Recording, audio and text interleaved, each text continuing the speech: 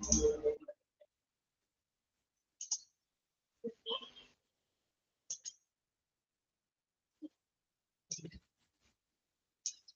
morning, ma'am. Good Good morning. morning.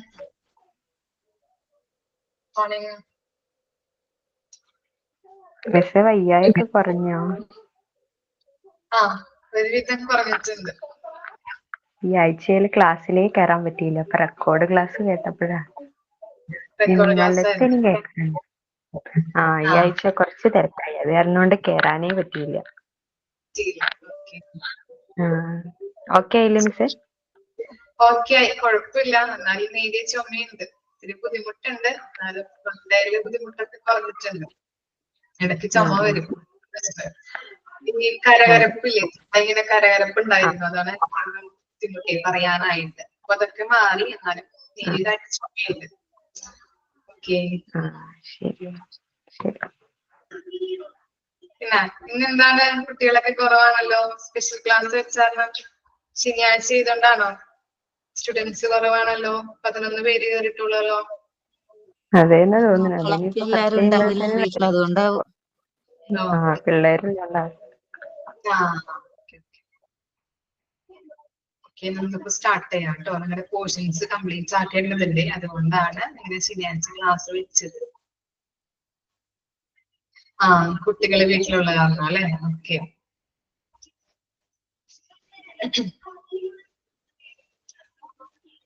നമ്മള് policy and procedure of discharge ആണ് പറഞ്ഞുകൊണ്ടിരുന്നത് അല്ലെ? അതിന്റെ പർപ്പസ് പറഞ്ഞിരുന്നു, അതുപോലെ തന്നെ പോളിസിയിലെ 3 കാര്യങ്ങൾ നമ്മൾ പറഞ്ഞിരുന്നു. ഓക്കെ. ഇനി അപ്പോ ഡിസ്ചാർജ് എന്താണ്, ആർക്കെങ്കിലും പറയാൻ പറ്റുമോ ഡിസ്ചാർജ് എന്താണെന്നുള്ളത്? ഡിസ്ചാർജ് എന്ന് പറഞ്ഞാല് ആർക്കെങ്കിലും പറയാൻ പറ്റുമോ എന്താണെന്നുള്ളത്? എന്താ മനസ്സിലായേ എടുത്തപ്പോ?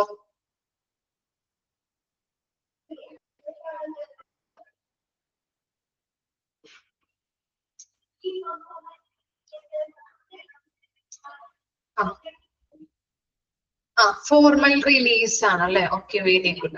ഫോർമൽ റിലീസ് ആണ്. ഓക്കെ, ഓർമ്മയുണ്ടപ്പോ ഒരു ഫോർമൽ റിലീസ് ആണ് അല്ലെ? ഔപചാരികമായിട്ട് കൊടുക്കുന്ന ഒരു മോചനമാണ് അല്ലെ? ഹോസ്പിറ്റലിൽ നിന്ന് ഔപചാരികമായിട്ട് കൊടുക്കുന്ന ഒരു മോചനമാണ് ഡിസ്ചാർജ് എന്ന് പറയുന്നത്. ഓക്കെ, അപ്പോ അതിന്റെ പോളിസിയുടെ 3 കാര്യങ്ങളാണ് നമ്മൾ പറഞ്ഞത്. ഇനി നെക്സ്റ്റ് നോക്കാം കേട്ടോ. നമ്മൾ പറഞ്ഞത് എന്തൊക്കെയായിരുന്നു? പോളിസിയുടെ 3 കാര്യങ്ങൾ ജസ്റ്റ് ഒന്ന് റിവൈസ് ചെയ്തിട്ട് പോവാം. പോളിസിയിലെ 3 കാര്യങ്ങൾ എന്തായിരുന്നു പറഞ്ഞത്? പേഷ്യൻസിനെ ഡിസ്ചാർജ് കേട്ടുള്ളൂ അല്ലെ? കുഴപ്പമില്ല. ഓക്കെ.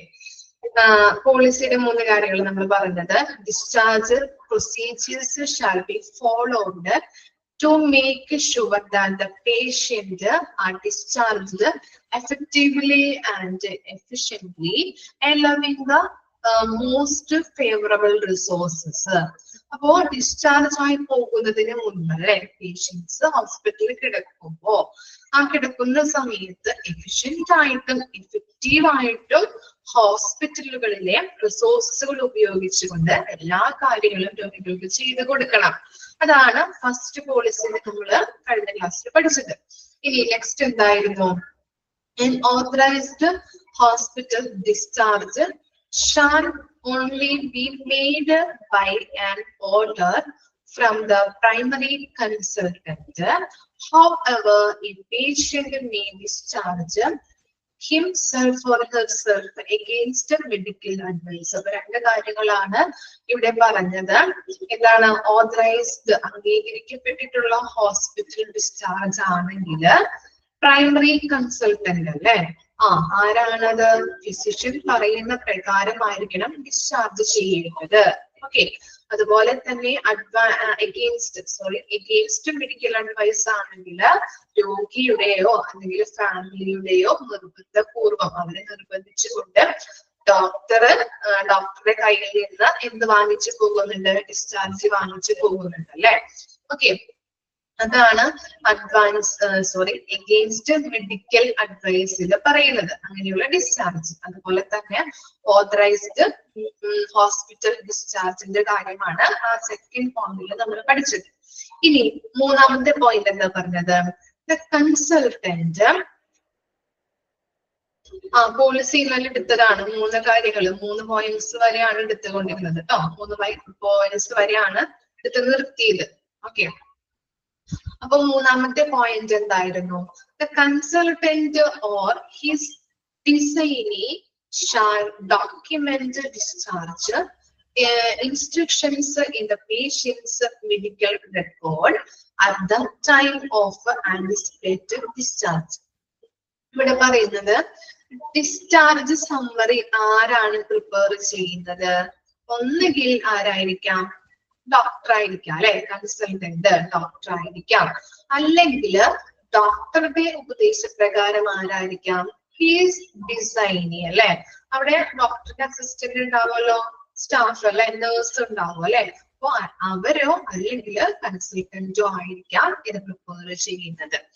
ഓക്കെ, അതുപോലെ തന്നെ ഇങ്ങനെയുള്ള ഈ ഡിസ്ചാർജ് സമ്മറി പ്രിപ്പയർ ചെയ്യുമ്പോൾ എന്തൊക്കെ കാര്യങ്ങളാണ് അതിൽ ഉൾപ്പെടുത്തുന്നത്? മരുന്നുമായിട്ട് ബന്ധപ്പെട്ട, മരുന്ന് എങ്ങനെയാണ് കഴിക്കേണ്ടത്, അതുമായിട്ട് ബന്ധപ്പെട്ട ഡീറ്റെയിൽസ് ഉണ്ടാവും. അതുപോലെ തന്നെ life style changes, diet plan ഒക്കെ നമ്മൾ പ്രിപ്പയർ ചെയ്യേണ്ടതുണ്ടെങ്കിൽ അല്ലെങ്കിൽ ഫോളോ ചെയ്യേണ്ടതുണ്ടെങ്കിൽ അതിനുള്ള ഡീറ്റെയിൽസ് ഉണ്ടാവും. അപ്പൊ അങ്ങനെയുള്ള കാര്യങ്ങളൊക്കെ കൂട്ടിച്ചേർത്തിട്ട് ആവണം എന്ത് പ്രിപ്പയർ ചെയ്യാനായിട്ട്? ഡിസ്ചാർജ് സമ്മറി എഴുതാനായിട്ട്. ഈ 3 കാര്യങ്ങളാണ് നമ്മൾ ഇന്നലെ പഠിച്ചത്. ഇനി നെക്സ്റ്റ് നോക്കാം കേട്ടോ. 4ാമത്തെ പോയിന്റ് എന്താണ്? A discharge summary shall be prepared and എന്താണ്? ഓക്കെ, ഇനി നെക്സ്റ്റ് 4ാമത്തെ പോയിന്റ് എന്താണ്? A discharge summary shall be prepared and all the patients are provided with a discharge summary at the time of discharge. അപ്പൊ എന്താ പറയുന്നത്? Discharge summary shall be prepared അല്ലെ. എല്ലാ പേഷ്യൻസിന്റെയും discharge summary എന്ത് ചെയ്യണം? Prepare ചെയ്യുകയും അതുപോലെ തന്നെ ആ പോകുന്ന സമയത്ത് അവർക്ക് അത് എന്ത് കൊടുക്കണം? വിട്ടുകൊടുക്കുകയും വേണം. ഓക്കെ, അവര് ഡിസ്ചാർജ് ആയി പോകുന്ന സമയത്ത് ഡിസ്ചാർജ് സമ്മറി പ്രിപ്പയർ ചെയ്യുകയും അവർക്കത് വീട്ടിലേക്ക് വിട്ടുകൊടുക്കുകയും വേണം. ഇനി എന്താണ് പറയുന്നത്? 5th point, the ward sister shall be the responsible person to ensure compliance with this policy like this duration of finish a discharge process etc. ഇനി വാർഡ് സിസ്റ്റർ ഉണ്ടാകുമല്ലോ, ആ വാർഡ് സിസ്റ്റർ എന്ന് പറഞ്ഞു കഴിഞ്ഞിട്ടുണ്ടെങ്കിൽ ഒരു രോഗി വാർഡിലാണ് കിടക്കുന്നതെങ്കിൽ ആ വാർഡിന്റെ എല്ലാ കാര്യങ്ങളും നോക്കുന്ന HOD ഉണ്ടാവും അല്ലെ, ഇൻചാർജ് ഉണ്ടാവും ഇല്ലേ? ഓക്കെ, ഇൻചാർജ് ഉണ്ടാവും. അപ്പൊ ആ ഇൻചാർജിനെയാണ് നമ്മൾ പറയുന്നത് വാർഡ് സിസ്റ്റർ എന്ന് കേട്ടോ.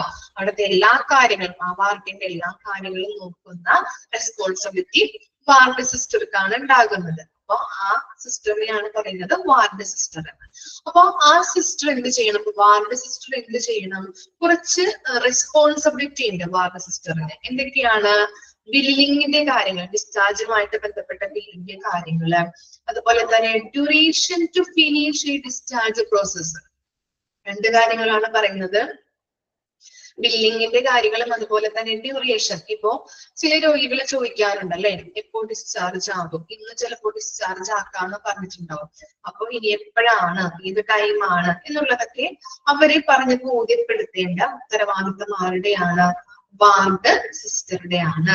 വാർഡ് സിസ്റ്റർക്ക് പറയാം, ചിലപ്പോ ഡോക്ടർ വന്നിട്ട് ചിലപ്പോ ഒരു 4 മണിയാകുമ്പോ അല്ലെ, അല്ലെങ്കിൽ ചിലപ്പോ അരമണിക്കൂർ കഴിയുമ്പോൾ നിങ്ങൾ ഡിസ്ചാർജ് ആക്കാനാണ് പറഞ്ഞിരിക്കുന്നത്. അങ്ങനെയുള്ള ആ ഡ്യൂറേഷന്റെ കാര്യങ്ങളൊക്കെ പറഞ്ഞു കൊടുക്കേണ്ട ഡ്യൂട്ടിയും ഈ വാർഡ് സിസ്റ്ററിന്റെയാണ്. ഇനി നെക്സ്റ്റ് എന്താണ്?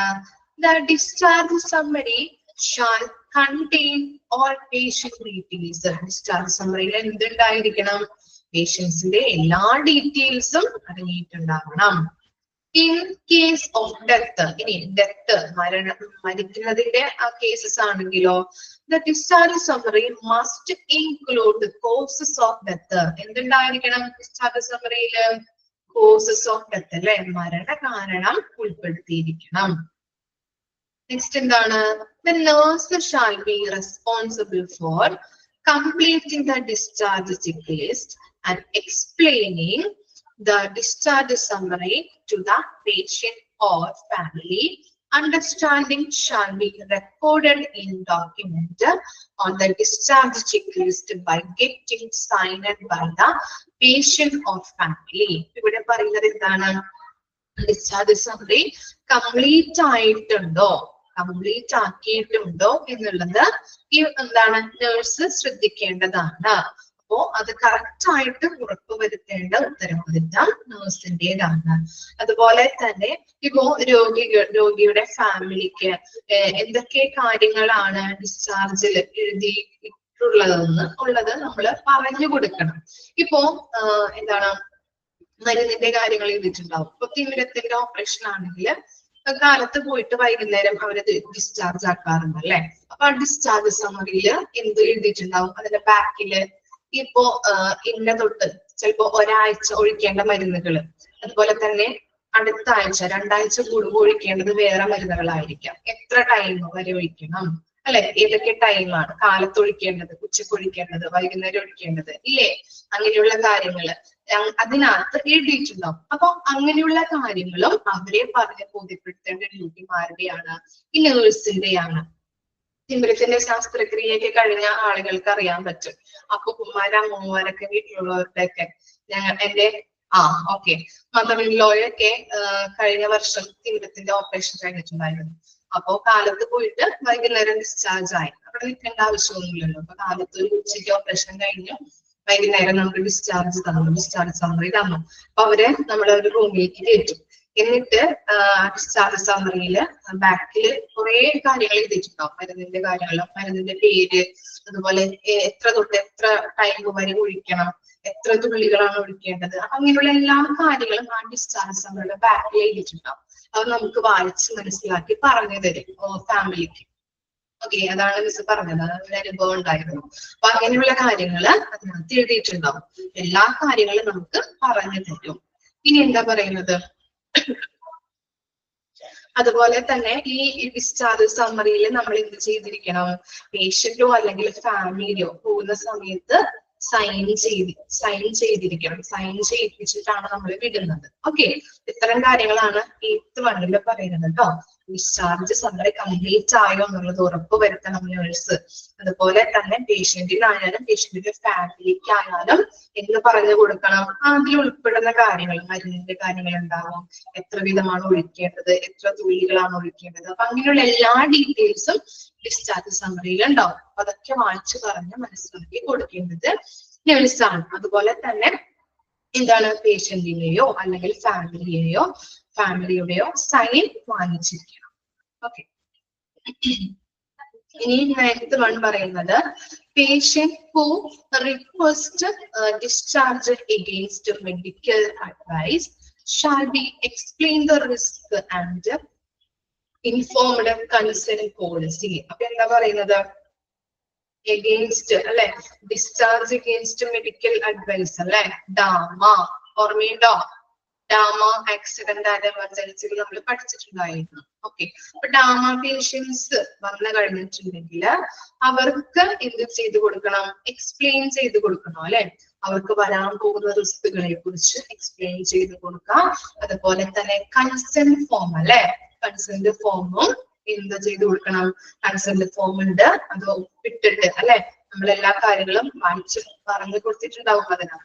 അതിനകത്ത് സൈൻ ചെയ്യിപ്പിച്ചിട്ടേ വിടാൻ പാടുള്ളൂ. അതിന്റെ കാര്യങ്ങളും ഇൻഫോം ചെയ്യേണ്ടത് അത്യാവശ്യമാണ്. ഇനി എന്താ പറയുന്നത്? Patient who leave hospital against medical advice are to be explained to the consequences of LAMA and signature to be obtained in LAMA from inpatient record. അപ്പോ ലാമ എന്ന് പറഞ്ഞാലും അതുപോലെ തന്നെ ഡാമ അതുപോലെ സാമ എന്ന് പറഞ്ഞാലും അതിന്റെ കൺസെപ്റ്റ് എന്താണ്? സെയിം തന്നെയാണ് കേട്ടോ. ലാമ എന്ന് പറഞ്ഞാൽ എന്താണ് അതിന്റെ full form? Leave hospital against medical advice. Leave against medical advice ആണ് കേട്ടോ. ഹോസ്പിറ്റൽ എന്നുള്ളത് ജസ്റ്റ് ഒന്ന് വെട്ടിയാൽ മതി കേട്ടോ. ലീവ് എഗെയിൻസ്റ്റ് മെഡിക്കൽ അഡ്വൈസ് ആണ്. ഓക്കെ, നമ്മുടെ ഫുൾ ഫോം ചോദിക്കാം കേട്ടോ. Leave against medical advice. Okay, അപ്പോ ഇവിടെ പറയുന്നത് ലാമ പേഷ്യൻസ് എന്ന് പറഞ്ഞാലും ടാമ പേഷ്യൻസ് എന്ന് പറഞ്ഞാലും സാമ, ഇതൊക്കെ എന്താണ്?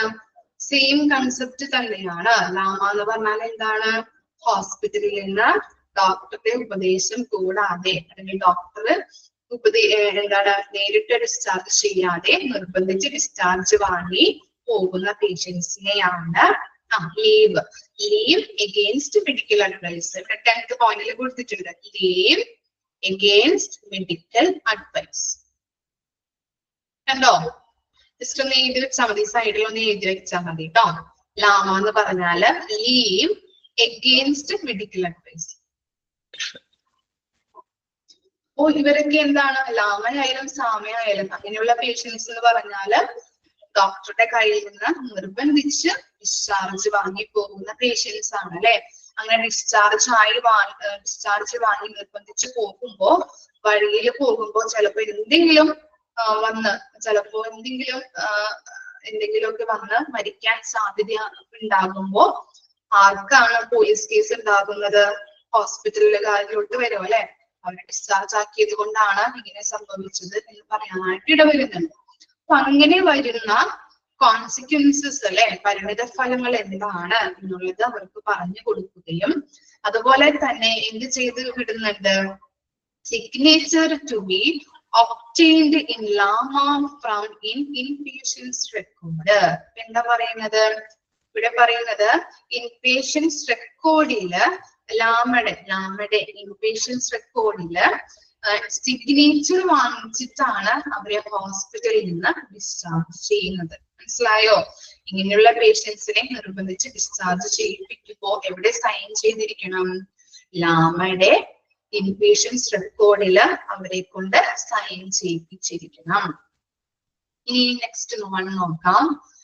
A patient who comes to casualty take treatment and leave hospital with the CMO consent as OP consultation are given prescription or based on patient's condition. 11ാമത്തെ പോയിന്റിൽ എന്താ പറയുന്നത്?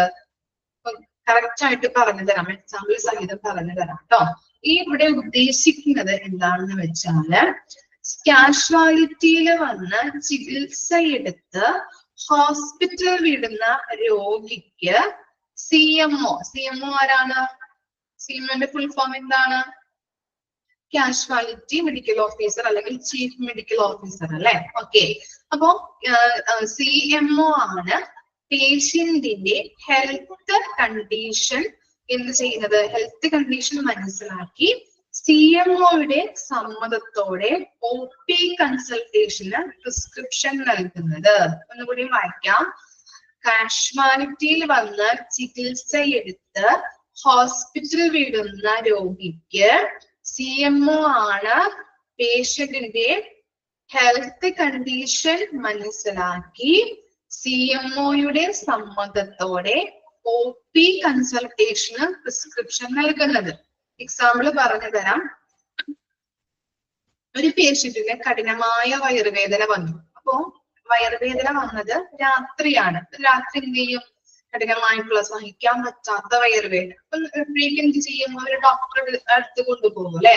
രാത്രിയിൽ നമുക്ക് ഇവിടെ ഡോക്ടർ ഉണ്ടാവോ? ഇല്ല. കാഷ്വാലിറ്റിയിലാണ് നമ്മൾ കൊണ്ടുപോകുന്നത്. അവിടെ എന്തായിരിക്കും? ഡ്യൂട്ടി ഡോക്ടർ ആയിരിക്കും ഉണ്ടാകുന്നത് അല്ലെ. ഓക്കെ, കാഷ്വാലിറ്റിയിൽ അദ്ദേഹത്തെ കൊണ്ടുവന്നു. ഡ്യൂട്ടി ഡോക്ടർ നോക്കി മരുന്ന് കൊടുത്തു.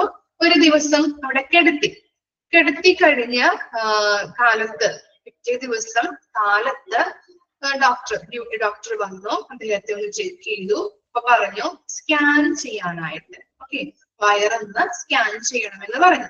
അപ്പൊ സ്കാൻ ചെയ്ത് അതിന്റെ റിസൾട്ട് കൊണ്ടുവന്ന് കാണിച്ചപ്പോ അവിടെ എന്തായി കാഷ്വാലിറ്റി മെഡിക്കൽ ഓഫീസർ ഉണ്ടായില്ലേ. അപ്പൊ മെഡിക്കൽ ഓഫീസർ ഓക്കെ അദ്ദേഹം നോക്കിയിട്ട് പറഞ്ഞു ഒന്ന് ഒ പിയിൽ പോയിട്ട് ഡോക്ടറെ കാണിച്ചുള്ളൂ എന്ന് പറഞ്ഞു.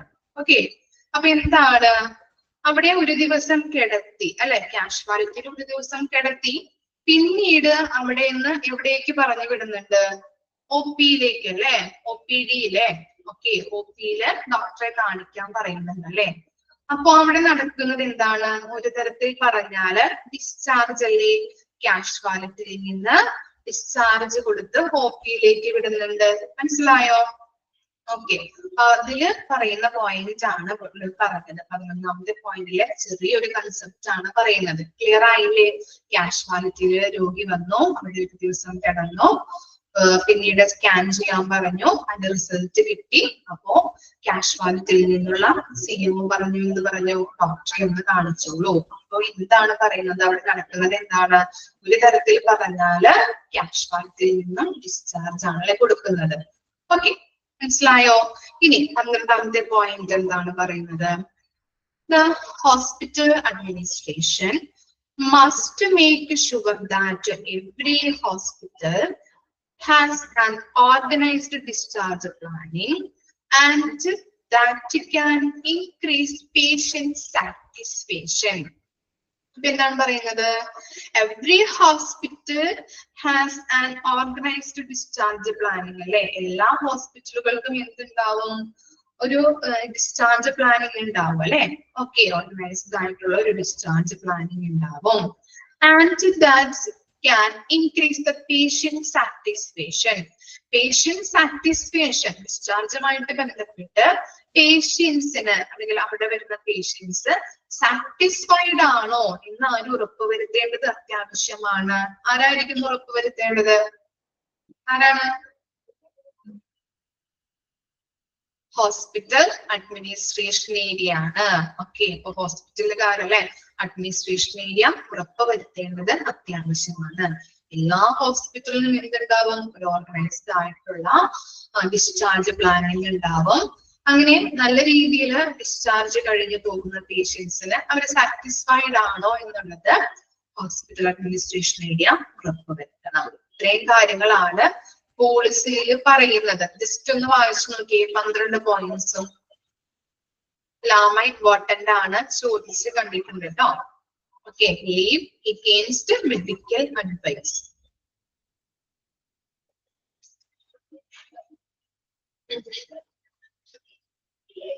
പന്ത്രണ്ട് പോയിന്റ്സും നല്ല രീതിയിൽ വായിച്ചു നോക്കാം കേട്ടോ. എന്തെങ്കിലും ഡൗട്ട് ഉണ്ടെങ്കിൽ ചോദിക്കാം.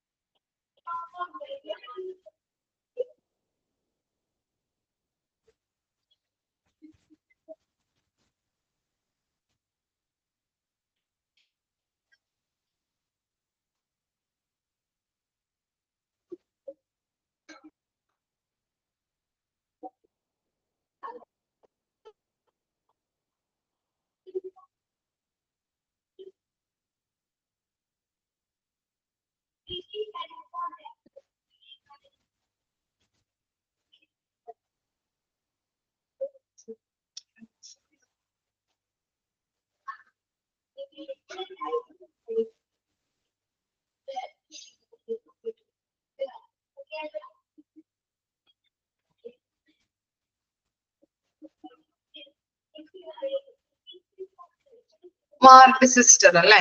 ഓക്കെ 5th പോയിന്റ് അൺമെന്റിട്ടോ. The ward sister shall be response. എന്താണ് 5th പോയിന്റ് അല്ലേ പറയണ്ടേ? Okay. Ward sister shall be responsible person to ensure compliance with this policy, like billing, duration to finish or discharge process, etc. എന്താണ് fifth പോയിന്റിൽ പറയുന്നത്? ഈ ward സിസ്റ്റർക്ക്, ward sister എന്ന് പറഞ്ഞാൽ അറിയാലോ, വാർഡിന്റെ എല്ലാ ചുമതലയുമുള്ള ഒരു ഇൻചാർജ് ആണെന്ന് പറയാൻ പറ്റും. അപ്പോ ആ വാർഡ് സിസ്റ്റർക്ക് ചില കാര്യങ്ങളില് റെസ്പോൺസിബിലിറ്റി ഉണ്ട്, ഉത്തരവാദിത്തമുണ്ട്. എന്തൊക്കെ കാര്യങ്ങളിലാണ്? ഡിസ്ചാർജുമായിട്ട് ബന്ധപ്പെട്ട ബില്ലിങ്, അതുപോലെ തന്നെ ഡിസ്ചാർജ് പ്രോസസ്സിന് എത്ര സമയം എടുക്കും എന്നുള്ളത് നമ്മൾ രോഗിയെ അറിയിക്കണം അല്ലെ. അവര് ചോദിക്കുമ്പോ അവർക്ക് ചില കാര്യങ്ങളിലൊക്കെ സംശയം ഉണ്ടാവും. ഡിസ്ചാർജ് ആവാനായിട്ട് എത്ര സമയം എടുക്കും, ഇപ്പോ ഡിസ്ചാർജ് ആക്കോ എന്നുള്ളതൊക്കെ. അപ്പോ അവര് പറഞ്ഞ് മനസ്സിലാക്കിക്കേണ്ട ഡ്യൂട്ടി ആരുടെയാണ്? ഈ വാർഡ് സിസ്റ്ററിന്റെയാണ്. ഇനി ചിലപ്പോ 1 മണിക്കൂർ കഴിഞ്ഞാൽ നിങ്ങളെ ഡിസ്ചാർജ് ആക്കും, ഓക്കെ, അല്ലെങ്കിൽ ചിലപ്പോ വൈകിട്ടാവും. അങ്ങനെയുള്ള കാര്യങ്ങളൊക്കെ പറഞ്ഞു കൊടുക്കേണ്ട ഡ്യൂട്ടി ആരുടേതാണ്? വാർഡ് സിസ്റ്ററുടേതാണ്. ഓക്കെ, ക്ലിയർ ആയോ? ഇനി നെക്സ്റ്റ് ആരാ ചോദിച്ചത്? രണ്ടാമത്തെ പോയിന്റോ? രണ്ടാമത്തെ പോയിന്റ് എന്ന് പറഞ്ഞാല് authorised, okay, authorised hospital discharge ഉണ്ട്, അതുപോലെ തന്നെ എഗെയിൻസ്റ്റ് മെഡിക്കൽ അഡ്വൈസ് അല്ലെ. ഓക്കെ, അപ്പോ ഇവിടെ പറയുന്നത് അംഗീകരിക്കപ്പെട്ട ഹോസ്പിറ്റൽ ഡിസ്ചാർജ് ആണെങ്കിൽ എന്താണ്? ഈ പ്രൈമറി കൺസൾട്ടന്റ്, ഫിസിഷ്യൻ എന്നാണ് പറയുന്നത്. പ്രൈമറി കൺസൾട്ടന്റിനെ, ഫിസിഷ്യൻ, ഡോക്ടർ എന്ത് ചെയ്യുന്നുണ്ട്? നമ്മൾക്ക് ഡിസ്ചാർജ് പ്രൊവൈഡ് ചെയ്യുന്നുണ്ട് ഡോക്ടർ. അപ്പൊ രോഗിയുടെ കണ്ടീഷൻ ഓക്കെ ആണെങ്കിൽ ഡോക്ടർ എന്ത് ചെയ്യും? ഡിസ്ചാർജ് തരും അല്ലെ. അതിനെയാണ് ഓതറൈസ്ഡ് ഹോസ്പിറ്റൽ ഡിസ്ചാർജ് എന്ന് പറയുന്നത്, അംഗീകരിക്കപ്പെട്ട ഡിസ്ചാർജ്. അതുപോലെ തന്നെ ഇവിടെ പറയുന്നത് എന്താണ്? ഈ AMA നമ്മൾ പഠിച്ചില്ലേ, ഡാമ, അതുപോലെ തന്നെ എന്താണ് AMA അല്ലെ. അവിടെ എന്താ പറയുന്നത്? എഗെയിൻസ്റ്റ് മെഡിക്കൽ അഡ്വൈസ് എന്ന് പറഞ്ഞാല് രോഗികള് നിർബന്ധിച്ചിട്ടാണ് ഡോക്ടറുടെ കയ്യിൽ നിന്ന് ഈ ഡിസ്ചാർജ് വാങ്ങി പോകുന്നത് അല്ലെ. അവിടെ എന്താണ്? ചിലപ്പോ രോഗികളിൽ പോകുന്ന വഴിക്ക് എന്തെങ്കിലും സംഭവിച്ചു കഴിഞ്ഞിട്ടുണ്ടെങ്കിൽ ഉത്തരവാദിത്തം ഡോക്ടറുടെ കയ്യിലേക്ക് വരും അല്ലെ, അല്ലെങ്കിൽ ഹോസ്പിറ്റലിന്റെ മേലിലേക്ക് വരും. അപ്പോ എന്തെങ്കിലും പരിണിത ഫലങ്ങൾ ഇതുമായിട്ട് ബന്ധപ്പെട്ട് നിർബന്ധിച്ച് ഇങ്ങനെ ഡിസ്ചാർജ് ആയി പോകുമ്പോ എന്തെങ്കിലും സംഭവിച്ചു കഴിഞ്ഞിട്ടുണ്ടെങ്കിൽ ഞങ്ങൾ ഉത്തരവാദികളല്ല എന്നുള്ള കാര്യങ്ങള് ഡോക്ടർ പറഞ്ഞു കൊടുക്കുന്നു, ഉപദേശിച്ചു കൊടുക്കുന്നു. അതുപോലെ തന്നെ കൺസൾട്ട് ഫോമില് ഫില്ല് ചെയ്യിച്ചിട്ട് അവര് വിടുള്ളൂ, ഓക്കെ, സമ്മതപത്രം. അതുപോലെ തന്നെ എന്തൊക്കെ പരിണിത ഫലങ്ങൾ വരാം എന്നുള്ളതും എക്സ്പ്ലെയിൻ ചെയ്ത് കൊടുക്കുന്നുണ്ട് അതിനകത്ത്. ഓക്കെ, അത്തരം കാര്യങ്ങളാണ് അവിടെ പറയുന്നത്. 2 കേസസുകളാണ് പറയുന്നത്. ഓതറൈസ്ഡ് ഹോസ്പിറ്റൽ ഡിസ്ചാർജ് ഉണ്ട്, AMA, against medical advice discharge.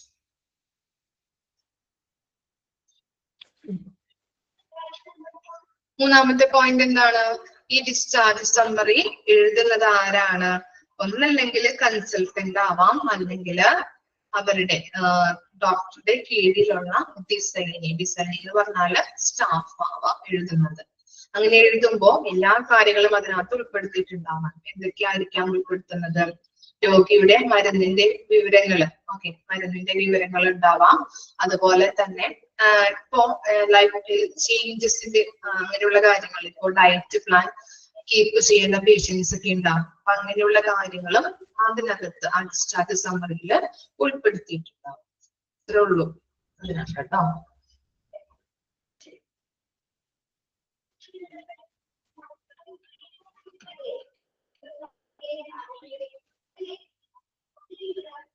Eighth പോയിന്റോ? Okay, eighth പോയിന്റിൽ പറയുന്നത് നേഴ്സിന് എന്തൊക്കെ റെസ്പോൺസിബിലിറ്റി ഉണ്ടെന്നാണ് പറയുന്നത്.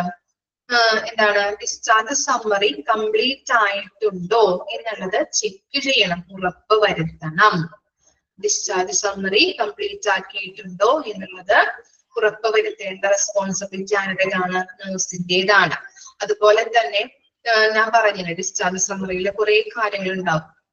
മരുന്ന് എങ്ങനെയാണ് കൊടുക്കേണ്ടത്, എത്ര വിധത്തിൽ കൊടുക്കണം, എത്ര തുള്ളി മരുന്നാണ്. ഇപ്പൊ തിമിരത്തിന്റെ ശസ്ത്രക്രിയയുടെ കാര്യമൊക്കെ ഞാൻ പറഞ്ഞില്ലേ എക്സാമ്പിൾ, അത് വെച്ച് കണക്ട് ചെയ്ത് നോക്കിയാൽ മതി.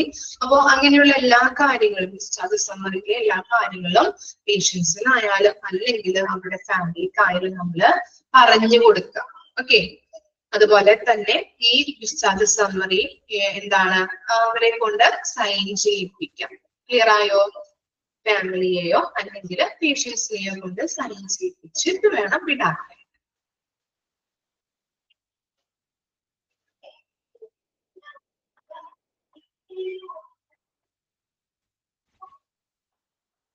എന്തെങ്കിലും ഡൗട്ട് ഉണ്ടോ 12 പോയിന്റ്സിൽ? ക്ലിയർ അല്ലേ? ഓക്കെ. ഇനി നമുക്ക് നോക്കാം discharge process flow chart. Flow chart കുറച്ചധികം ഫ്ലോ ചാർട്ട് ഉണ്ട്, അതൊന്ന് നിങ്ങൾ നോക്കി വെക്കണം. ഓക്കെ. ചിലപ്പോ ഒരു 4 അല്ലെങ്കിൽ 3 ഒക്കെ തന്നിട്ട് ചോദിക്കാം. ചിലപ്പോ ഇത്രയും കാര്യങ്ങൾ വരെ ചോദിക്കുള്ളൂ. ഇതിന്റെ ഓർഡർ ഒന്ന് കറക്റ്റ് ആക്കാനായിട്ട് ചോദിക്കാറുണ്ട് കേട്ടോ. ചിലപ്പോ ഇടയിലൊക്കെ എടുത്ത് ചോദിക്കാം. ഇതാണ് പറയുന്നത്, ഓർഡർ കറക്റ്റ് ആയിട്ട് പഠിച്ചു വെക്കാം. ഇത്രയും ഫുള്ളായിട്ടും വരില്ല, ചിലപ്പോ ഒരു 4 എടുത്തിട്ട് ചോദിക്കാം. ഇതിന്റെ ഓർഡർ പഠിച്ചു വെക്കണം. അപ്പോ കറക്റ്റ് ആയിട്ട്. Okay. Discharge process flow chart. First one പറയുന്നത് എന്താണ്? റിട്ടേൺ ഓർഡർ ബൈ ഡോക്ടർ അല്ലെ? Return order by doctor. Discharge ആക്കാം, പേഷ്യൻസിനെ ഡിസ്ചാർജ് ആക്കാം എന്നുള്ള ഓർഡർ കൊടുക്കുന്നത് ആരാണ്? ഡോക്ടർ ആണ് അല്ലെ? ഇപ്പൊ വാർഡിലൊക്കെ പേഷ്യൻസ് കിടക്കുമ്പോ റൗണ്ട്സിനൊക്കെ വരുമ്പോ ഡോക്ടർ പറയും ഇയാളെ ഇന്ന് ഡിസ്ചാർജ് ആക്കാം, കുഴപ്പമൊന്നുമില്ല, ഹെൽത്ത് കണ്ടീഷനൊക്കെ ഓക്കെ ആയിട്ടുണ്ട്. അപ്പൊ ഡോക്ടർ നേഴ്സുമാർക്ക് ഓർഡർ കൊടുക്കും അല്ലെ? നേഴ്സുമാർക്കാണ് ഓർഡർ കൊടുക്കുന്നത് ഈ പേഷ്യൻസിനെ ഇന്ന് ഡിസ്ചാർജ് ആക്കാം എന്നുള്ളത്.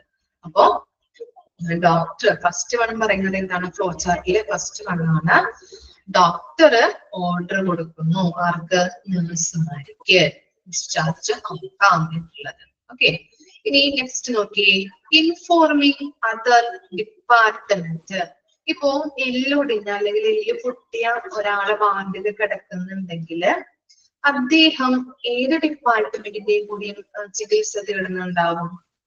എവിടെയും കൂടി ചികിത്സ തേടുന്നുണ്ടാവും? ഓർത്തോ ഡിപ്പാർട്ട്മെന്റിലെ ഡോക്ടറുടെ അല്ലെ? ഓർത്തോന്റെ ഡോക്ടറെ, ആ ഡിപ്പാർട്ട്മെന്റിലെ ഡോക്ടറുടെയും കൂടി വൈദ്യസഹായം തേടുന്നുണ്ടാവും അല്ലെ? ഓക്കെ. അപ്പൊ നമ്മള് വാർഡിൽ നിന്ന് അയാളെ ഡിസ്ചാർജ് ചെയ്യുമ്പോ എവിടെയും കൂടി നമ്മള് ഇൻഫോം ചെയ്യണം. എവിടെയും കൂടി നമ്മൾ ഇൻഫോം ചെയ്യണം. ഓർത്തോ ഡിപ്പാർട്ട്മെന്റിലെയും കൂടി അവിടെയും കൂടി നമ്മൾ ഇൻഫോം ചെയ്യേണ്ടത് അത്യാവശ്യമാണ്. വാർഡിൽ ഒരു രോഗി അഡ്മിറ്റ് ആയി കിടക്കുന്നുണ്ട്, അദ്ദേഹം എല്ല് പൊട്ടിയതാണെങ്കിൽ, എല്ലുമായിട്ട് ബന്ധപ്പെട്ട അസുഖവുമായിട്ട് വന്നിട്ടുണ്ടെങ്കിൽ അദ്ദേഹം ഓർത്തോ ഡിപ്പാർട്ട്മെന്റിന്റെയും കൂടി വൈദ്യസഹായം തേടുന്നുണ്ടാവും. അപ്പോ അവിടെയും കൂടി ആ ഡോക്ടറുടെ സഹായം കൂടിയും തേടുന്നുണ്ടാവും അല്ലെ? അപ്പൊ അവിടെയും കൂടി നമ്മൾ ഡിസ്ചാർജ് ആക്കുമ്പോൾ ആ ഡിപ്പാർട്ട്മെന്റിനെയും കൂടി അറിയിക്കണം, ഇൻഫോം ചെയ്യേണ്ടത് അത്യാവശ്യമാണ്. ഇനി നെക്സ്റ്റ് പറയുന്നത് റിട്ടേണിംഗ് ഓഫ് പേഷ്യന്റ് മെഡിക്കേഷൻസ്. ഇനി ഒരു സിസ്റ്റർ വന്നിട്ട് ഒരു രോഗിക്ക്, വാർഡിലാണ് അദ്ദേഹം കിടക്കുന്നത്, അപ്പൊ ഒരു രോഗിക്ക് കാലത്ത് തന്നെ വന്നിട്ട് ചെയ്തു 2 ഗുളിക കൊടുത്തു. ഓക്കെ, ഇത് ഭക്ഷണത്തിന് ശേഷം കഴിക്കേണ്ടതാണ് എന്ന് പറഞ്ഞിട്ട് കാലത്ത് തന്നെ രാവിലെ തന്നെ വന്നിട്ട് മരുന്ന് കൊടുത്തു. ഇനി അദ്ദേഹം എന്താണ് കുറച്ചു കഴിഞ്ഞപ്പോ ഡോക്ടർ റൗണ്ട്സിന് വന്നു. റൗണ്ട്സിന് വന്നപ്പോ ഡോക്ടർ പറയുകയാണ് ഇദ്ദേഹത്തെ നമുക്കിനി ഡിസ്ചാർജ് ചെയ്യാം, ഹെൽത്ത് കണ്ടീഷനൊക്കെ ഓക്കെ ആണ് എന്ന് പറയുമ്പോ അതുപോലെ തന്നെ ഡോക്ടർ പറഞ്ഞു ഇത്രയും മരുന്നുകൾ ഒന്നും കഴിക്കേണ്ട ആവശ്യമില്ല, അത് ഇതൊക്കെ ഒന്ന് സ്റ്റോപ്പ് ചെയ്യാം എന്ന് പറഞ്ഞു. ചില മരുന്നുകളൊക്കെ ഡോക്ടർ എന്ത് ചെയ്തു? ചാർട്ടില് വെട്ടിക്കളഞ്ഞു. അപ്പൊ കാലത്ത് എന്ത് ചെയ്തു? നേഴ്സ് മരുന്ന് കൊടുത്തിട്ടുണ്ട് അല്ലെ? ഗുളിക കൊടുത്തിട്ടുണ്ട്, ടാബ്ലറ്റ് കൊടുത്തിട്ടുണ്ട്. അപ്പോ ഡോക്ടർ പറഞ്ഞു ഇന്ന മരുന്നുകളൊന്നും കഴിക്കേണ്ട, ഓക്കെ ആയിട്ടുണ്ട് എന്ന് പറഞ്ഞു. അപ്പോ എന്ത് ചെയ്തു? ആ മരുന്നുകള് പേഷ്യന്റ് തിരിച്ചു കൊടുക്കേണ്ടത് അത്യാവശ്യമാണ്. മനസ്സിലായോ? കാലത്ത് കൊടുത്ത ആ മരുന്നാണ് ഡോക്ടർ വെട്ടിക്കളഞ്ഞതെങ്കിൽ അതെന്ത് ചെയ്യണം? തിരിച്ചു കൊടുക്കണം അല്ലെ? അദ്ദേഹം പേഷ്യന്റിന് കഴിക്കേണ്ട ആവശ്യമില്ല. അപ്പൊ ആ മരുന്ന് തിരിച്ചു കൊടുക്കണം. അതാണ് returning of patient medications. Clear ആയോ? 3 കാര്യങ്ങളാണ് നമ്മൾ പറഞ്ഞത്. Return order by doctor. Doctor എന്ത് ചെയ്തു? രോഗിനെ ഡിസ്ചാർജ് ആക്കാം എന്നുള്ള ഓർഡർ നഴ്സിന് കൊടുത്തു. അതുപോലെ തന്നെ ഇൻഫോമിംഗ് അതർ ഡിപ്പാർട്ട്മെന്റ്. ഇപ്പൊ ഓർത്തോ ഡിപ്പാർട്ട്മെന്റിന്റെ വൈദ്യസഹായം തേടുന്ന രോഗിയാണെങ്കിൽ ഡിസ്ചാർജ് ചെയ്യുമ്പോൾ ആ ഡിപ്പാർട്ട്മെന്റിനെയും കൂടി ഇൻഫോം ചെയ്യേണ്ടത് അത്യാവശ്യമാണ്. അതുപോലെ തന്നെ നെക്സ്റ്റ് പറഞ്ഞത് റിട്ടേണിംഗ് ഓഫ് പേഷ്യന്റ് മെഡിക്കേഷൻസ് അല്ലെ. റൗണ്ട്സിന് വന്നപ്പോ ഡോക്ടർ പറഞ്ഞു ഇത് കഴിക്കേണ്ട ആവശ്യമില്ല എന്ന് പറഞ്ഞ് ചില മെഡിസിൻസ് വെട്ടിക്കളയുകയാണെങ്കിൽ എന്ത് ചെയ്തു? കാലത്ത് നേഴ്സ് മരുന്ന് കൊടുത്തിട്ടുണ്ട്, അപ്പൊ ആ മരുന്ന് വെട്ടിക്കളയുകയാണെങ്കിൽ ആ മരുന്ന് തിരിച്ചു കൊടുക്കേണ്ടത് അത്യാവശ്യമാണ്. ഇനി നെക്സ്റ്റ് ആണ് preparation and processing of pill. നമ്മൾ ഡിസ്ചാർജ് ആക്കാന്ന് പറഞ്ഞല്ലേ, അപ്പൊ പില്ലിന്റെ കാര്യങ്ങളൊക്കെ പ്രിപ്പയർ ചെയ്യാം, പ്രോസസ്സിംഗ് ചെയ്യാം. ഇനി എന്താ പറയുന്നത്? പ്രോസസ്സിംഗ് ഒക്കെ നടത്തി അതിനുശേഷം നമ്മള് ചിലവരെന്ത് ചെയ്യുന്നുണ്ട്? ക്യാഷ് ആയിട്ടായിരിക്കാം ചിലപ്പോ ബില്ല് കൊടുക്കുന്നത് അല്ലെ, പേയ്മെന്റ് ചെയ്യുന്നത്. അല്ലെങ്കിൽ എന്തായിരിക്കാം? ഇൻഷുറൻസ് ഉണ്ടാവും അല്ലെ. അതാണ് നെക്സ്റ്റ് പറയുന്നത്. Check mode of payment, cash or insurance. Cash ആണെങ്കിൽ നമ്മൾ എന്ത് ചെയ്യും? നേരിട്ട് നമ്മൾ പേ ചെയ്യും അല്ലെ. അല്ലെങ്കിൽ ഇൻഷുറൻസ് ആണെങ്കിൽ എന്താണ്? അതിൽ നിന്നും എമൗണ്ട് കട്ടായിട്ട് പോവുകയാണ് ചെയ്യുന്നത്. ക്ലിയർ ആയോ? ഓക്കെ. ഇനി അതിനുശേഷം വെരിഫിക്കേഷൻ വിത്ത് റെസ്പെക്റ്റീവ് ഇൻഷുറൻസ് പ്രൊവൈഡേഴ്സ്. ഇനി ഇൻഷുറൻസ് വഴിയാണ് നമ്മള് പേയ്മെന്റ് നടത്തുന്നതെങ്കിൽ ഇൻഷുറൻസിന്റെ ആ പ്രൊവൈഡേഴ്സിന്റെ കാര്യങ്ങളൊക്കെ ചെക്ക് ചെയ്യും, വെരിഫൈ ചെയ്യും അല്ലെ. എല്ലാ രേഖകളും നമ്മൾ സബ്മിറ്റ് ചെയ്യേണ്ടത് അത്യാവശ്യമാണ് ഇൻഷുറൻസുമായിട്ട് ബന്ധപ്പെട്ടതാണെങ്കിൽ. അപ്പൊ അവര് ചെക്ക് ചെയ്തിട്ട് ഏത് കമ്പനിയാണ്, എത്ര എമൗണ്ട് ആണ് പ്രീമിയം അടയ്ക്കുന്നത്, എത്ര എമൗണ്ട് വരെ അടച്ചിട്ടുണ്ട് എന്നുള്ളത് അവിടെ വെരിഫൈ ചെയ്യുന്നു. ഇനി എന്താണ്? Inform ward to pay the bill by patient. അപ്പോ എല്ലാ കാര്യങ്ങളും അവർ വെരിഫൈ ചെയ്തു. അതിനുശേഷം എന്ത് ചെയ്യുന്നുണ്ട്? അപ്പൊ വാർഡിലാണ് പേഷ്യന്റ് കിടക്കുന്നതെങ്കിൽ അവിടെ ആരുണ്ടാവും? വാർഡിന്റെ മെയിൻ റെസ്പോൺസിബിലിറ്റി ആർക്കായിരിക്കും? അറിയാൻ പറ്റോ? സിസ്റ്റർക്ക്. Okay, very good. Ward sister ഉണ്ടാവും അല്ലെ. വാർഡ് ഇൻചാർജ് നമുക്ക് പറയാം അല്ലെ. അവിടെ എല്ലാ കാര്യങ്ങളും നോക്കി നടത്തുന്ന റെസ്പോൺസിബിൾ ആയിട്ടുള്ള വാർഡ് സിസ്റ്റർ ഉണ്ടാവും. അപ്പൊ ആ വാർഡ് സിസ്റ്റർ എന്ത് ചെയ്യും? എല്ലാ കാര്യങ്ങളും വെരിഫൈ ചെയ്ത് കഴിഞ്ഞതിന് ശേഷം ഈ വാർഡ് സിസ്റ്റർ പേഷ്യൻസിനോട് പറയും, നിങ്ങളുടെ കാര്യങ്ങളൊക്കെ റെഡി ആയിട്ടുണ്ട്, പേയ്മെന്റ് അടയ്ക്കേണ്ടതിന്റെ കാര്യങ്ങളൊക്കെ വെരിഫൈ ചെയ്ത് കഴിഞ്ഞു, പോയി പേയ്മെന്റ് അടച്ചോളൂ അല്ലെങ്കിൽ ബില്ല് അടച്ചോളൂ എന്ന് പറയും അല്ലെ. ഈ പേഷ്യൻസിനോട് വാർഡ് സിസ്റ്റർ ഇൻഫോം ചെയ്യും, പോയി പേയ്മെന്റ് അടച്ചോളൂ എന്ന് പറയും. ഇനി എന്ത് ചെയ്യും? ബില്ല് സെറ്റിൽ ചെയ്യും അല്ലെ. അപ്പൊ നേഴ്സ് പേഷ്യൻസിനോട് പറഞ്ഞതിന് ശേഷം പേഷ്യന്റ് എന്ത് ചെയ്യും? ബില്ല് സെറ്റിൽ ചെയ്യും, സെറ്റിൽമെന്റ് ഓഫ് ബില്ല്. ഇനി എന്ത് ചെയ്യും? Collecting discharge medications. Okay, payment അടച്ചതിന് ശേഷമാണ് എന്ത് ചെയ്യുന്നത്? ഇങ്ങനെയുള്ള മെഡിക്കേഷൻസ്, മരുന്നുകൾ വാങ്ങിക്കുന്നത്. പേയ്മെന്റ് അടയ്ക്കാതെ നമുക്ക് വീട്ടിലേക്ക് കൊണ്ടുപോകാനായിട്ടുള്ള മരുന്നുകൾ കിട്ടില്ല. അപ്പോ ബില്ലൊക്കെ സെറ്റിൽ ചെയ്തതിനു ശേഷം മാത്രമേ നമുക്ക് എന്ത് കിട്ടുള്ളൂ? വീട്ടിലേക്ക് കൊണ്ടുപോകാനായിട്ടുള്ള മരുന്നുകൾ കിട്ടുകയുള്ളൂ. അതാണ് കളക്ടിങ് ഡിസ്ചാർജ് മെഡിക്കേഷൻസ്. ഇനി നെക്സ്റ്റ് ആണ് explain medications and provide discharge summary. ഇനി നമ്മൾ മരുന്നൊക്കെ വാങ്ങിച്ചു, അതിനുശേഷം എന്ത് ചെയ്യും? നമുക്ക് എങ്ങനെയൊക്കെയാണ് കഴിക്കേണ്ടതെന്നൊന്നും അറിയില്ല അല്ലെ. ഇനി മരുന്നുകൾ എത്ര തുള്ളി, ഇപ്പൊ കണ്ണിലാക്കിയാണെങ്കിൽ കണ്ണിൽ എങ്ങനെ ഒഴിക്കണം, എത്ര തുള്ളി ഒഴിക്കണം എന്നൊന്നും അറിയില്ല. അപ്പൊ എന്ത് ചെയ്യുന്നുണ്ട്? നേഴ്സുമാര് എന്ത് ചെയ്യുന്നുണ്ട്? ഈ കാര്യങ്ങൾ, മെഡിസിന്റെ കാര്യങ്ങളൊക്കെ പറഞ്ഞു കൊടുക്കും. എത്ര വീതം കഴിക്കണം, എങ്ങനെയാണ് കഴിക്കേണ്ടത് എന്നുള്ളത് പറഞ്ഞു കൊടുക്കുന്നു. And provide discharge summary. Discharge summary provide ചെയ്യുകയും ചെയ്യുന്നു. ഇനി എന്താണ്? Arrange transportation if needed. എന്താണ്? ഒരു ആരുടെയും സഹായമില്ല അല്ലെങ്കിൽ ആരും അദ്ദേഹത്തെ കൊണ്ടുപോകാനായിട്ട് വന്നിട്ടില്ല, ബൈസ്റ്റാൻഡർ ഒന്നും ഇല്ലാത്ത ആളാണെങ്കിൽ വീട്ടിലേക്ക് പോകാനായിട്ടുള്ള സൗകര്യങ്ങള് എവിടെ നിന്ന് ചെയ്തു കൊടുക്കുന്നുണ്ട്? ഹോസ്പിറ്റലിൽ നിന്ന് ചെയ്തു കൊടുക്കുന്നുണ്ട്. ഓക്കെ. ബൈസ്റ്റാൻഡർ ഒന്നുമില്ല, ആരും നോക്കാനില്ല, ഒറ്റയ്ക്കാണ് പേഷ്യന്റ് എന്നുണ്ടെങ്കിൽ, ആരുമില്ല എന്നുണ്ടെങ്കിൽ ഹോസ്പിറ്റലിൽ നിന്ന് ട്രാൻസ്പോർട്ടേഷൻ സൗകര്യം ചെയ്തു കൊടുക്കുന്നു. ഇനി എന്താണ്? Documentation of discharge and remove patient from HIS. എന്താണ് HIS എന്ന് പറഞ്ഞാല്? നെക്സ്റ്റ് ചാപ്റ്റേഴ്സിലൊക്കെ പഠിക്കും കേട്ടോ. Okay, hospital information system. Okay, hospital information system എന്ന് പറഞ്ഞു കഴിഞ്ഞാല് എല്ലാ കാര്യങ്ങളും സോഫ്റ്റ്വെയറിലോട്ട് ആക്കുന്നതാണ് കേട്ടോ. പേഷ്യൻസിന്റെ എല്ലാ വിവരങ്ങളും, പേഷ്യൻസിന് ഒരു ഐഡിയ ഉണ്ടാവും. ഓക്കെ, പഠിച്ചിട്ടുണ്ടല്ലേ നിങ്ങൾ? ഓക്കെ, ഏത് ചാപ്റ്ററിലാണ് പഠിച്ചിരിക്കുന്നത്? ഏത് ചാപ്റ്ററിലാണ് പഠിച്ചത്? വന്ദന മിസ്സിന്റെ. ഓക്കെ ഓക്കെ, അപ്പൊ സന്തോഷം. ഓക്കെ, തേർഡ് യൂണിറ്റ് ആണോ? തേർഡ് യൂണിറ്റിലായിരുന്നോ? സോറി, തേർഡ് മൊഡ്യൂളിലായിരുന്നോ പഠിച്ചത്? ഓക്കെ, അപ്പോ HIS അല്ലെ? അപ്പൊ ഹോസ്പിറ്റൽ ഇൻഫർമേഷൻ സെക്കൻഡ് ആണ്. അപ്പോ ഹോസ്പിറ്റൽ ഇൻഫർമേഷൻ സിസ്റ്റം ആണ്. അതിനകത്ത് എല്ലാ കാര്യങ്ങളും ഉണ്ടാവും അല്ലെ പേഷ്യൻസിന്റെ. ഓക്കെ, ഇനി അങ്ങനെ നമ്മളിപ്പോ ഡിസ്ചാർജ് ആയി പോകുമ്പോ എന്ത് ചെയ്യുന്നുണ്ട്? പേഷ്യന്റ് റെക്കോർഡ് കീപ്പ് ചെയ്ത് വെക്കുന്നുണ്ട്. പേഷ്യൻസിന്റെ റെക്കോർഡ് കീപ്പ് ചെയ്ത് വെക്കും. ഓക്കെ, പേഷ്യൻസിന്റെ റെക്കോർഡ് കീപ്പ് ചെയ്ത് വെക്കുന്നത് എത്ര ഇയേഴ്സ് ആണ്? ഓർക്കുന്നുണ്ടോ? Very good. 3 ഇയേഴ്സ് അല്ലേ? ഓക്കെ, 3 വർഷം എന്ത് ചെയ്ത് വെക്കുന്നുണ്ട്? ഹോസ്പിറ്റലുകളിൽ അത് സൂക്ഷിച്ചു വെക്കും അല്ലെ? ഓക്കെ, പേഷ്യൻസിന്റെ റെക്കോർഡ് സൂക്ഷിച്ചു വെക്കുകയും ഈ HIS-ൽ നിന്ന് പേഷ്യൻസിനെ റിമൂവ് ചെയ്ത് കളയുകയും ചെയ്യുന്നുണ്ട്. മനസ്സിലായോ? ഓക്കെ, ഡിസ്ചാർജ് ആയി പോകുന്ന സമയത്ത് അത് കീപ്പ് ചെയ്ത് വെക്കുന്നുണ്ട്. പേഷ്യൻസ് റെക്കോർഡ് കീപ്പ് ചെയ്ത് വെക്കും.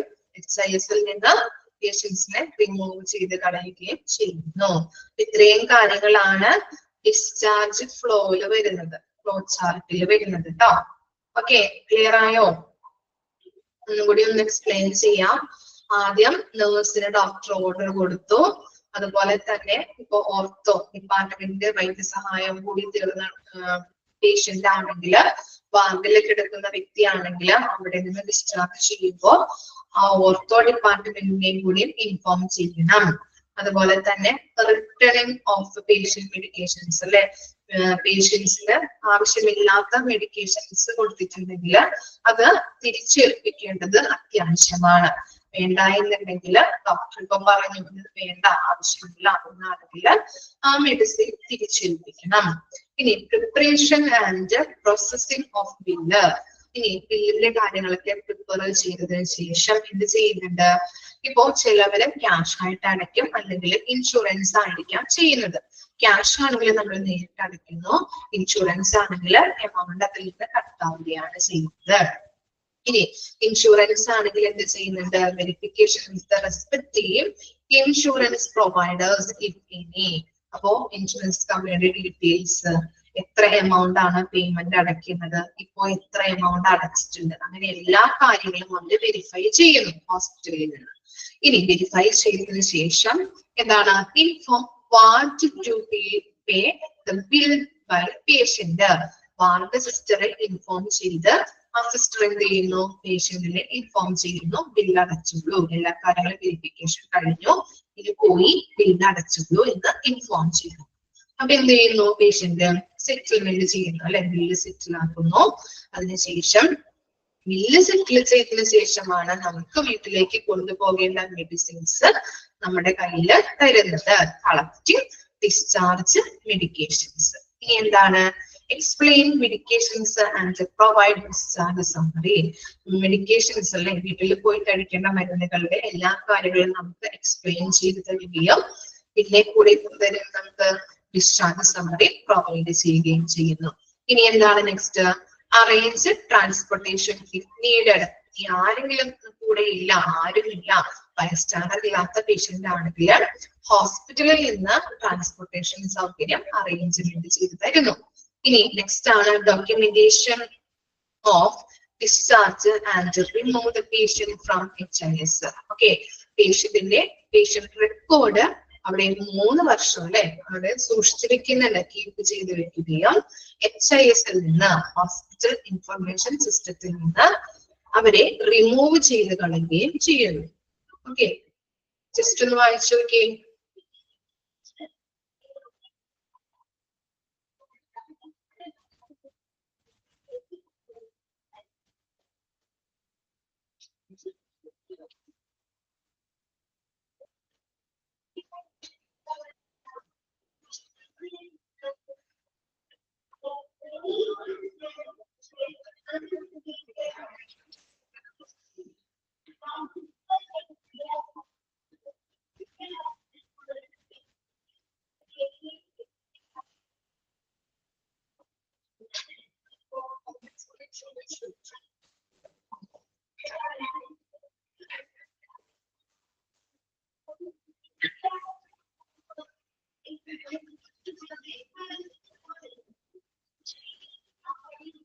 ക്ലിയർ ആയോ?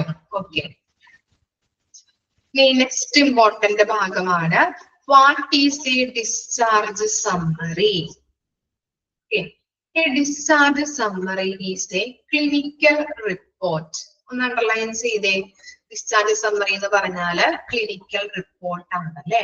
A discharge summary is a clinical report prepared by a health professionals. Okay, health professional എന്ന് പറഞ്ഞാൽ ആരാണ്? ഡോക്ടേഴ്സ് ആണ് അല്ലെ. ഓക്കെ, ഡോക്ടേഴ്സോ നഴ്സുമാരോ ആവാം. ഡിസ്ചാർജ് സമ്മറി ഒരു ക്ലിനിക്കൽ റിപ്പോർട്ട് ആണ് കേട്ടോ, ഇമ്പോർട്ടന്റ് ആണ്. അതുപോലെ തന്നെ അത് പ്രിപ്പയർ ചെയ്യുന്നത് ഹെൽത്ത് പ്രൊഫഷണൽസ് ആണ്.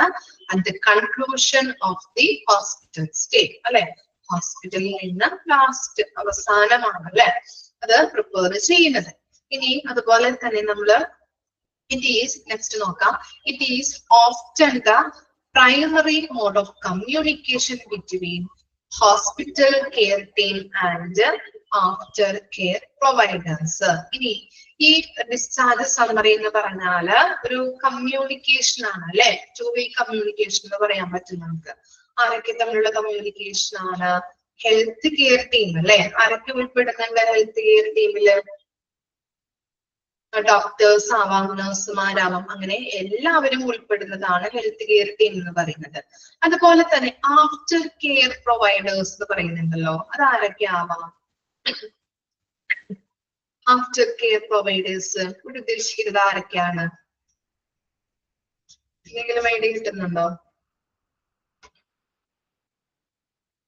മെഡിക്കൽ സ്റ്റാഫ് ആണോ? നമ്മളെ വീട്ടിലേക്ക് കൊണ്ടുപോയിട്ട് ആരാ നോക്കുന്നത്? ആരാ നോക്കാം? നമ്മുടെ ഫാമിലി മെമ്പേഴ്സ് അല്ലെ, റിലേറ്റീവ്സ്, ഫാമിലീസ് അല്ലെ, അവരൊക്കെ അല്ലേ നോക്കുന്നത്. ഓക്കെ, അപ്പൊ അവരൊക്കെ തമ്മിലുള്ള ആരൊക്കെയാണ്? ഡോക്ടേഴ്സും നഴ്സുമാരും അതുപോലെ ഫാമിലി, റിലേറ്റീവ്സ്, അവര് തമ്മിലുള്ള ഒരു കമ്മ്യൂണിക്കേഷൻ ആണ് അല്ലെ. നമുക്ക് പറഞ്ഞു തരുന്നുണ്ട് അല്ലെ, ഓപ്പറേഷൻ ചെയ്ത് കഴിഞ്ഞിട്ട് നമുക്ക് ഡിസ്ചാർജ് ചെയ്യുമ്പോ എങ്ങനെയാണ് മരുന്ന് കൊടുക്കേണ്ടത്, എത്ര വീതം കൊടുക്കണം, ഇതിനുള്ളത് ആർക്കാണ് അവര് പറഞ്ഞു കൊടുക്കുന്നത്? ഫാമിലിക്കാണ് അല്ലെങ്കിൽ റിലേറ്റീവ്സിനാണ് അല്ലെ, ഇല്ലേ? അപ്പൊ അവര് തമ്മിലുള്ളൊരു കോൺവെർസേഷൻ അല്ലെങ്കിൽ കമ്മ്യൂണിക്കേഷൻ ആണ് എന്ന് പറയുന്നത് ഡിസ്ചാർജ് സമ്മറി എന്ന് പറയുന്നത്. ക്ലിയർ ആയില്ലേ? ഇമ്പോർട്ടന്റ് ആണ്, വായിച്ച് മനസ്സിലാക്കാം കേട്ടോ. ഓക്കെ, ഡിസ്ചാർജ് സമ്മറി എന്ന് പറയുന്നത് ക്ലിനിക്കൽ റിപ്പോർട്ട് ആണ്. Okay, prepared by health professionals. ഇനി നെക്സ്റ്റ് ഒരു ചെറിയൊരു പാരഗ്രാഫും കൂടി ഉണ്ട്, ചെറിയ കുറച്ച് പോയിന്റ്സ് ഉണ്ട്, അതും കൂടി നമുക്ക് നോക്കിയിട്ട് കംപ്ലീറ്റ് ആക്കാം. ഓക്കെ, നമ്മുടെ ഈ ചാപ്റ്റർ കംപ്ലീറ്റ് ആയിട്ടുണ്ട്.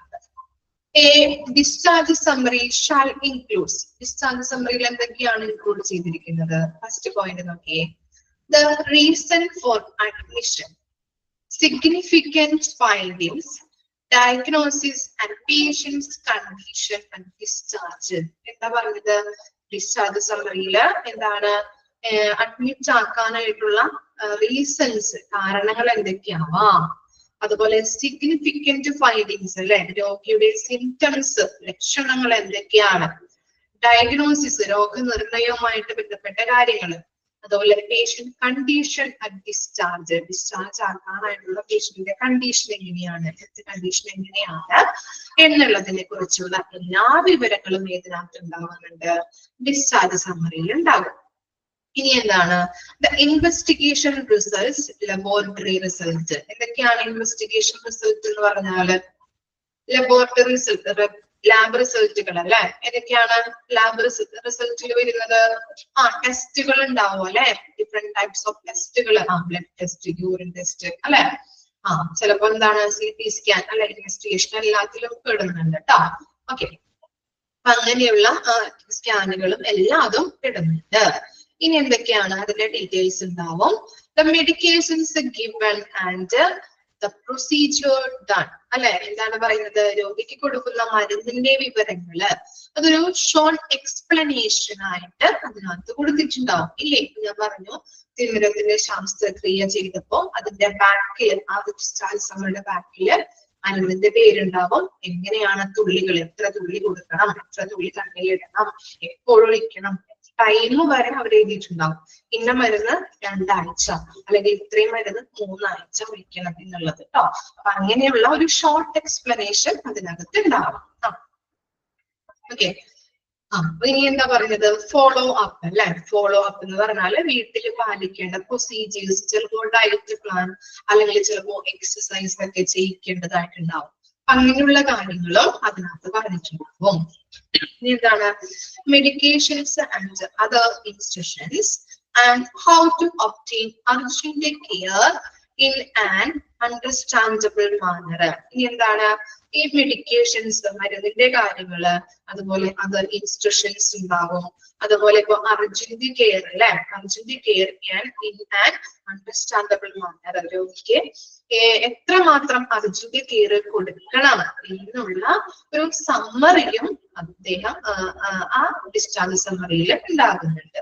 മെഡിസിന്റെ കാര്യങ്ങളും ഇൻസ്ട്രക്ഷൻസ് ഉണ്ടാവും. അതുപോലെ രോഗിക്ക് എത്രമാത്രം നമ്മൾ അർജന്റ് കെയർ കൊടുക്കേണ്ടതുണ്ട് എന്നുള്ള ഒരു എക്സ്പ്ലനേഷൻ അതിനകത്ത് ഉണ്ടാകുന്നുണ്ട്.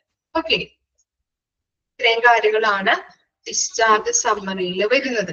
വായിച്ചു നോക്കിയേ.